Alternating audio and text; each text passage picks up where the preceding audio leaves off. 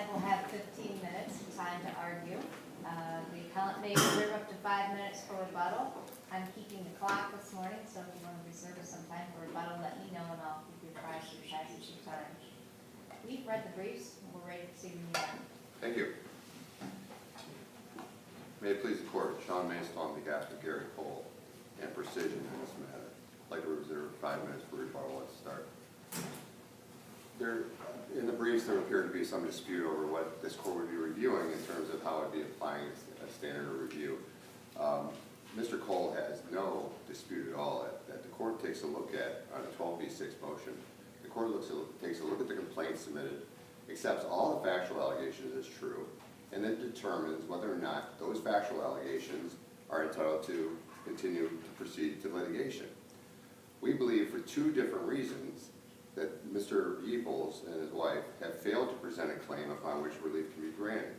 The first basis is that, and again, accepting all the facts is true, the first is that Mr. Cole is entitled to immunity under 4123.741 because when we look at the Second Amendment complaint and we look at the litany of facts pled, each of those facts go exactly to the elements required to award Mr. Cole immunity under the statute. Well, counsel, before we even get to that, don't we have a more foundational problem, and that is, does this court have jurisdiction? Well, I don't think it's a problem, Your Honor. I believe it is a question, Okay. but we believe it's responded to and That's a answered. good response. Thank you. Can I proceed? We believe that it's answered under 2505.02b1, that we believe that immunity here affects a substantive right and it prevents a judgment on the issue. And when we look at the case law underlying how the courts have interpreted B1 cases, substantive rights and prevents a judgment, the question of prejudice is always in interplay. Here, there's no dispute that a substantive right is affected because we look at Van Fossen, one of the actual workplace intentional tort cases, and therein the Supreme Court of Ohio said that when a statute creates a right, that's a substantive right, and we look at whether or not prejudice is affected. In this case, immunity is without a doubt a substantive right. If Mr. Cole is correct on his recitation of the factual allegations from Mr. Yeaples' complaint, there's no dispute, we feel, that immunity is called into question in 4123.741, which grants the immunity, is therefore in play. We believe that prejudice comes in the fact that you have to proceed to trial. If you're not given your right to have a court look at your immunity from the get-go, there's a clear prejudicial effect by proceeding to trial. Immunity is one of those defenses which is unlike a lot of defenses. It's immediate. If you have immunity, you don't have to go any further. Yeah, I understand all that, but Yeah. I guess, and I know we've talked about all this, I'm still having a little bit of issue with it because, you know, the sovereign immunity statutes, the legislature had to act because, you know, the Supreme Court had wrote different. Well, And I mean, I used to practice a lot of federal law, and I was very, you know, familiar with all that. But the point is, you know, see, your way of thinking, your argument should have meant that the legislature would have had to act with the sovereign immunity statute instead of immediately good. well, and I did make that argument with regard to political subdivision immunity, and there's a unique statute that deals with political subdivision immunity as well. I guess the response to that is twofold. One, you used the analogy that I actually would draw, and that's we look at federal law. I mean, we look at federal case law, and the qualified immunity has always been reviewed immediately for all the police officers involved. But that hasn't been the same for higher law, right? And we look at a question of de minimis. And the way I've looked at this question is that we have a substantive right. I don't feel that that's an open question. The question is then the second prong under the statute, which is does it prevent a judgment?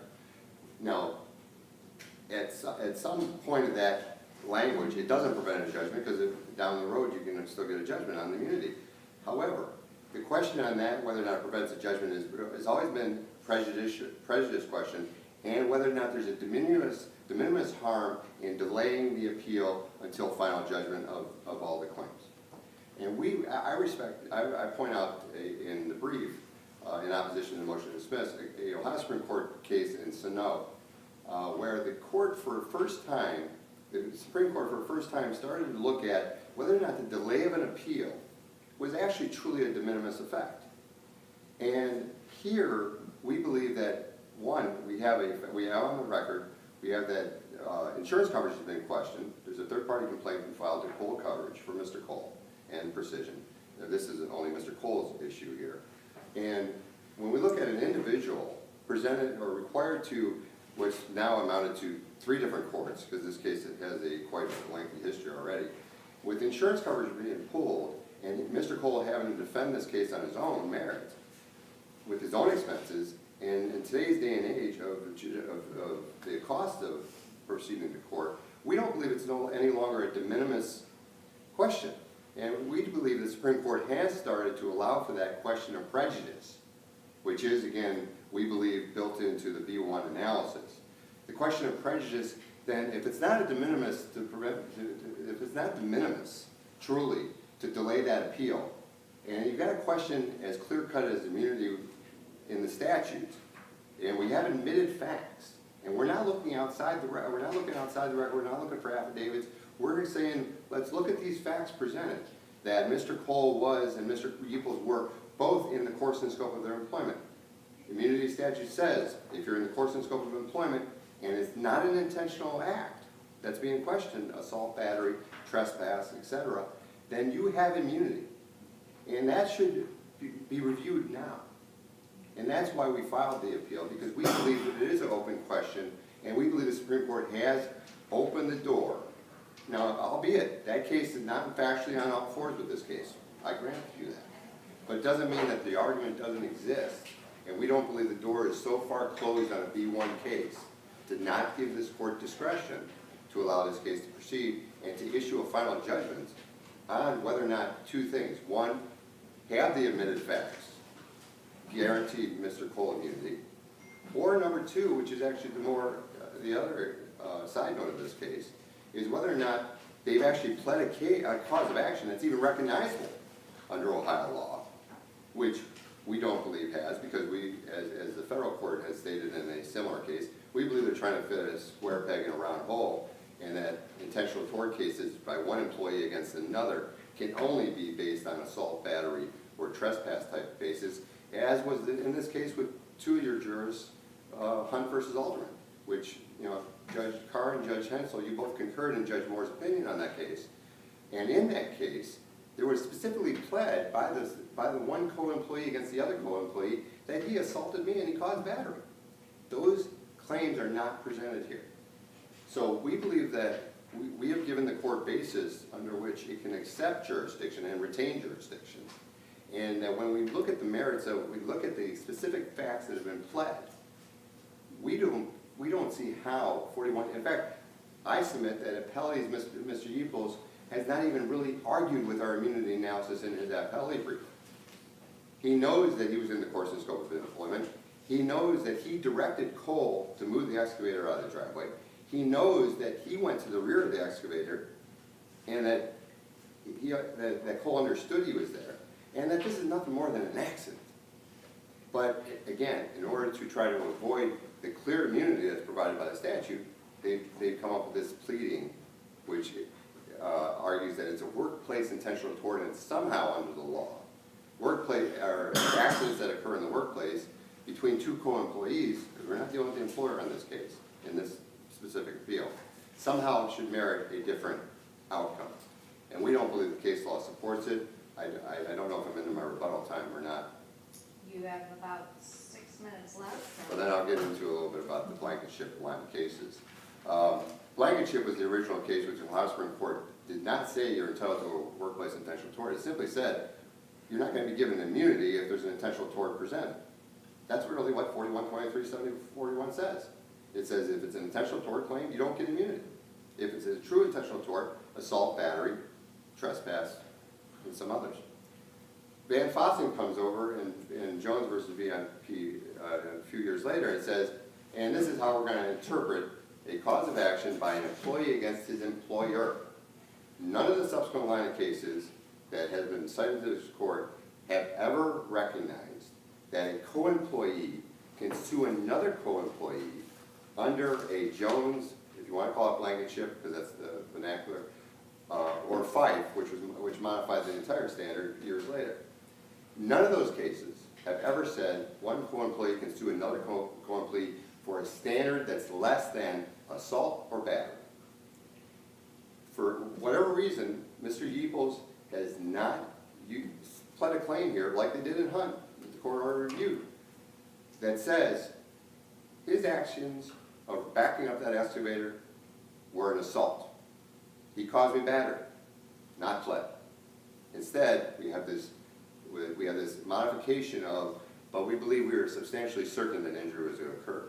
That's not a claim recognizable. And you are now approaching your 5 minutes. So thank you, Your Honor. So when we get to the second assignment of error, we don't even believe that under 12b6 analysis that a cause of action has even been presented under the facts. And again, Ohio Supreme Court has said in Mitchell versus Lawson, which was an intentional tort case, that again, we accept the facts as true, but the legal conclusion, which we believe the substantial certainty analysis they're attempting to use to have the co-employee sue the other co-employee under substantial certainty test, is a legal conclusion which is not recognizable under Ohio law. So with that, I'll reserve the rest of my time.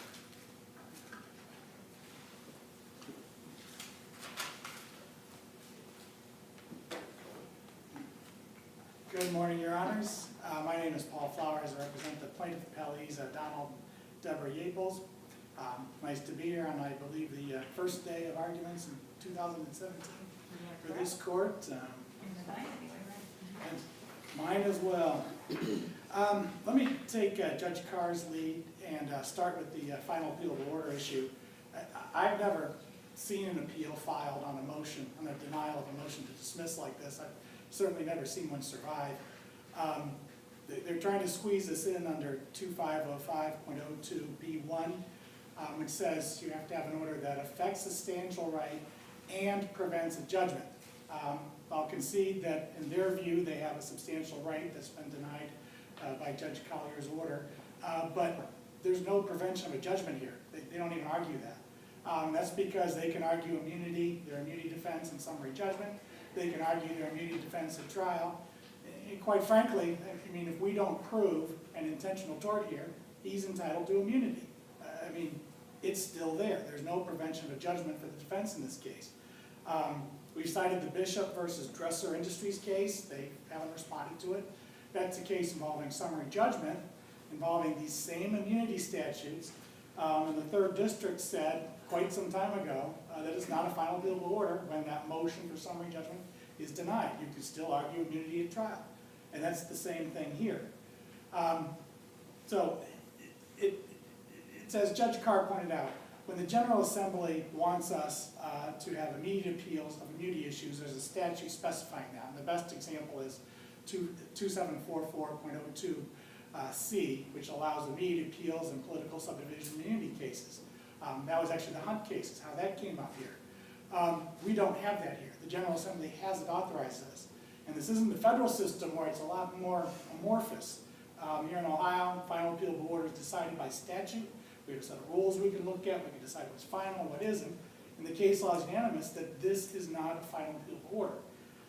So with that, I just suggest that if this court does buy into this idea that civil persecution is enough to justify immediate appeal, the floodgates will be open. And that's no exaggeration. I mean, I will be here arguing these appeals weekly because they will all be filed, because every time a motion to dismiss is denied, every time a motion for summary judgment is denied, every time a directed verdict is denied, the defendant is open to civil persecution. It just has never flied, and it shouldn't fly now. Well, the only time that they can argue it is if there's a viable argument of immunity. Correct. Right, and that's, I'm assuming he's correct for purposes of this. Even if he's right, they're entitled to immunity. It's always something that, in this case, you've still got the right to argue it later. It's not a final appealable order. I'm just asking you about the floodgates, because obviously we have rules in place that people can't, attorneys and litigants can't argue things in bad faith. True. So if there's not a viable immunity, if it's just a mechanism to delay the prosecution of the case, True, and I think we're on the same page. I think what's important to point out is that his argument isn't limited to just immunity. He's saying, because we are exposed to civil persecution by Judge Collier's order, we should get an appeal now, because we shouldn't have to defend ourselves, because that's gonna cost us money and so forth. Sure, it's immunity from suit as well as immunity from liability. But it would also apply in any sort of motion to dismiss, This complaint is defective. You didn't dismiss it. I'm open to civil prosecution. I get an appeal. No, So his- because it's related to the immunity though, isn't it? You don't always, but with the immunity case law, and we all know we're very familiar with federal law, and sometimes that interferes Right. with our thinking, maybe Don't not. let it in here. This is the first time you're arguing to this court not to use. I'm the appellee today. It's hard for me. Strange spot of me. Yes. Anyway, my point is, obviously you can't just make have an appeal for everything, it's statutory, it's, substantial right, it's special proceeding, it's all those things. Right. But one of them can be argued that it is immunity. Correct. The floodgates would be if you say civil persecution's enough. If you say, well, it's immunity, we'll allow it. There'll be floodgates, just not as big. But it's an artificial distinction. Why give him an immunity appeal? There's all sorts of defenses out there that get the defendant out of the lawsuit right away. Immunity is really just kind of a certain species of that. I think it's just a slippery slope when we get past the statute and start kind of getting into this concept of what's fair and what's not fair. Really, we should try as far as possible to require final appeal orders to be defined by the statutes and the rules, and not this kind of amorphous concept of I'm subject to civil persecution. With that, I would be remiss if I didn't touch on the merits of this appeal. This is a case that now has several appellate decisions out there addressing several sorts of points of law. We haven't even gotten to discovery yet. The latest motion is based on the idea that we didn't properly plead a claim, and that there is no such thing as a claim against a co-employee for a substantial certainty intentional tort. And the case law is just decidedly contrary to that. First, remember, we're dealing with the Second Amendment complaint. This one was filed specifically to leave no doubt whatsoever as to what the allegations were, that to make it as crystal clear as possible, that Mr. Cole backed his Coyote excavator into a group of employees on foot, knowing full well that he didn't have a backup alarm, knowing full well that the excavator violated federal regulations, knowing full well that these guys were going to have to jump out of his way in order to avoid harm. That is a substantial certainty intentional tort. He didn't want to hurt them. He didn't have any animosity toward them. He was just being kind of a cowboy driver here, expecting people to get out of his way, and someone got hurt. That's his claim. Yes, he's entitled to co-employee immunity, but Ohio law has always recognized that there's an exception for that when there's an intentional tort. That started with Blankenship. And counsel just told you, well, Blankenship is limited to a claim of an employer against an employee, and that's it. And no other court has held otherwise. That's just not true. In Blankenship, the plaintiff sued not only their employer, but also 8 co-employees. And the court didn't just look at employer immunity, the court also looked at co-employee immunity inside of the statute, and then allowed the whole case to proceed, not just against the employer, but against the co-employees as well. So Blankenship initially authorizes claims by co-employees against each other as long as they can establish an intentional tort. So it's your contention that he intended to back into those people? Under a substantial certainty standard, correct. So they've got this idea that the substantial certainty intentional tort is something that's just against employers and it doesn't exist anywhere else. And that's not true, because the Supreme Court developed this from the restatement on torts and from Prosser and Keaton. And those treatises apply to everyone. If anyone acts with a substantial certainty that they're going to cause harm, they are liable for the harm that results. Anyone. It's not special to employers. So the classic example from law school is the guy who plays a game of chicken in his car where he drives through a busy intersection with his eyes closed. And his objective, of course, is to get all the way through and not hurt anybody, not hurt himself. But it's substantially certain that he is going to hurt somebody, and somebody is going to have a claim. We allow recovery in that instance. He knew there was substantial certainty of harm. He proceeded anyway. He caused harm. there's a recovery. It doesn't matter whether there's an employer-employee relationship or not. So that's what we're saying here. So you get the same sort of claim when you're talking about co-employees. And that was recognized in the Stockham case, it was recognized in the LaCava case, it was recognized earlier in this case, in the 8th District, in the Yeaples mandamus action, and it was recognized by this court in Hunt. So all these courts, including this court, 2 members of which signed on to the Hunt decision, says that yes, based upon Blankenship and his progeny, it's the same exception. If you can establish an intentional tort against a co-employee, there's liability, there's no immunity. And that's all we're saying here. That's what count 2 of this complaint is based on. It's properly alleged for purposes of Civil Rule 8C, which just requires a short, plain statement of a valid claim for relief. We've certainly got that here. And Judge Collier was right to deny this motion to dismiss and allow this action to proceed. So with that, we'd ask you to affirm the trial court. Thank you. Thank you, Counsel. You have 4 minutes remaining for rebuttal. Excuse me. Thank you, Your Honor. Well, I think Judge Carter points out that there's not a floodgates argument here because of the fact that this is limited to a question of immunity. And with regard to that, we look at 250502 and we look at the case law, and I have to ask why would the Supreme Court in various decisions have even questioned whether or not prejudice is an issue? Because if we apply the language of the final order statute expressly, prejudice is not in that language. The legislature did not say, let's look at whether or not a party is prejudiced. But the Ohio Supreme Court has interpreted B1 appeals as if you affect a substantial right and there's prejudice, we're going to give immediate relief. And I point out that out in Kelm versus Kelm, which cited 93 Ohio App 3rd, and these are on page 4 of my brief in opposition, and Bell versus Mount Sinai, which is a Ohio Supreme Court case, and then Cincinnati versus Public Utilities, also a Ohio Supreme Court case, because they're looking at the question of prejudice. And if we're looking at the question of prejudice, and we're looking at whether or not there's a meaningful delay, why there should be a meaningful appeal after multiple years of litigation, we draw to the point of, yes, there is case law that talks about de minimis. And if in the olden days, I think possibly some actions were de minimis. Why would we have an immediate appeal on some of the situations that he raised? We wouldn't, because it would be a de minimis question. But here you have the question of immunity. You have facts as pled, which state succinctly that Yeaples and his co-employee, Mr. Cole, were in the course and scope of their employment at the time. That is exactly what 4123.741 says. The only way you get out of that immunity is if you plead an exact intentional tort. There's only 3 intentional torts recognized from one employee or one individual against another employee when the employer or some entity is not involved. They have not pled any of those. Blankenship was a case which did not create the workplace intentional tort.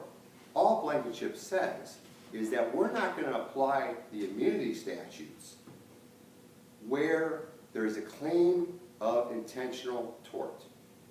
That's all Blankenship says. Substantial certainty is not uttered anywhere in that opinion. Substantial certainty and the whole analysis that they came up with by the court was done 2 years later. So we know, based on the fact that substantial certainty is not even in the vernacular at the time Blankenship decided, we know that in Blankenship, the only reason that the employee's claims survived was because they pled an assault or battery. Just like the only reason Hunt and Alderman could survive summary judgment and survive the immunity before this court was because they pled that SWAT training officer assaulted me by hitting me over the head. He caused me a battery. That's the only reason this court, in fact, this court in a footnote questioned whether or not you could have a employee via employee substantial certainty test. So we do not believe that there's any case law in Ohio that actually supports the proposition that an employee can sue another employee without alleging assault or battery and just simply say they substantially were certain to cause harm. That's not an assault claim. That's not a battery claim. And for whatever reason, there's a reason Mr. Yeaples has not pled those here, and that's because he doesn't want to plead a frivolous action. Because that would be, under these facts, to say that he actually assaulted him and actually committed battery when Mr. Yeaples knew he was backing up that excavator because Mr. Yeaples directed him to back up the excavator. This is an accident. We believe the court has jurisdiction to question whether or not immunity exists. We believe there's case law that supports the conclusion that this court has jurisdiction, and we believe that the trial court erred in failing to grant immunity. And unless there's any other questions, I have nothing further. Thank you. Thank you. I apologize, I didn't appear that there were any other questions. We're not natural with jumping. Thank you both, gentlemen, for your presentations today. The court will take a matter under advisement, issue a written decision, which will be mailed to both sides as well as posted on the website.